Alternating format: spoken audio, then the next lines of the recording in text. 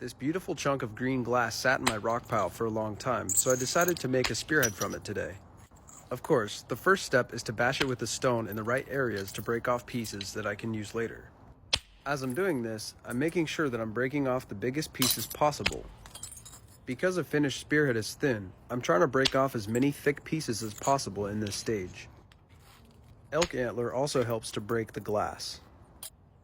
Now that we've thinned it quite a bit, it's time to refine it further into more of a triangular shape. The smaller it gets, the process is still the same, just with smaller tools.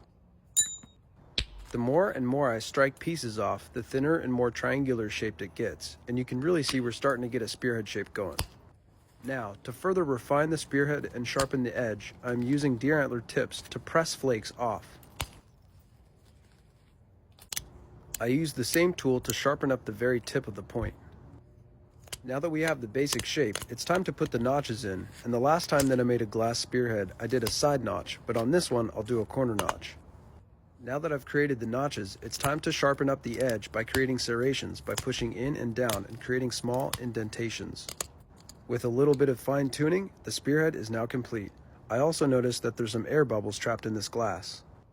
This color of glass is usually only used for glass bottles, so I'm wondering if the initial chunk that I started off with may have been scrap from a factory. Either way, it made a beautiful spearhead.